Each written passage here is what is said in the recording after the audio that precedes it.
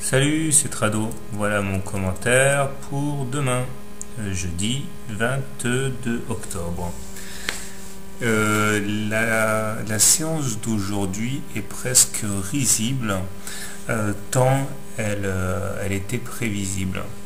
Une fois de plus, le gold a été attaqué violemment, sournoisement, et une fois de plus, lors de son impact contre les 23,6% de retracement de Fibonacci, il s'est fait remonter par les achats à bon compte et la séance se solde une fois de plus par une longue mèche basse qui témoigne de l'appétit des haussiers. Cela fait donc 4 fois que cette barrière psychologique est attaquée, et 4 fois donc que les ours se cassent les dents contre ce mur. Alors cela ne change rien au fait que nous soyons toujours en consolidation, et nous le serons tant que nous n'aurons pas franchi les 1070, mais il est vrai que les forces vendeuses doivent commencer à s'épuiser un petit peu. Nous avons toujours comme repère essentiel cette grande fourchette bleue d'Andrews qui appelle les cours à venir percuter le niveau des 1030, mais plus on avance dans le temps et plus cette consolidation montre ses limites.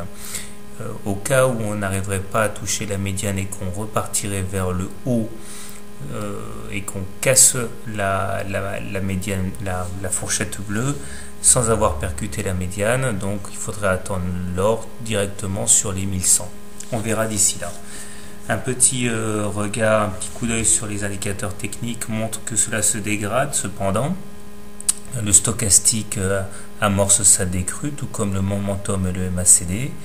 On remarque que d'ailleurs le stochastique et le MACD attaquent leurs signaux respectifs. Il ne faudrait pas les traverser et faire de vieux os, parce que sinon la pesanteur risque de reprendre ses droits. On verra. Toujours est-il qu'en soutien arrive la M20, la moyenne mobile 20 séances, qui sur le graphe passe du rouge au vert et qui devrait servir de support lors de son contact demain ou après-demain. On verra. Donc, comment trader? Alors, pas grand-chose de neuf, ça a marché plutôt bien jusqu'à présent, hein. On peut privilégier les trades longs au contact du niveau des 23,6% de Fibonacci à 1050. Donc, si on trade long, on peut rentrer sur cette barrière tout en visant le haut de la fourchette bleue d'Andrews.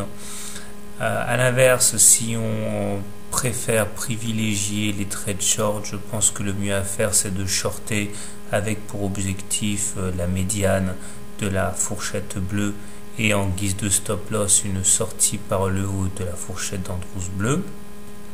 Personnellement, je continuerai de privilégier les impulsions haussières.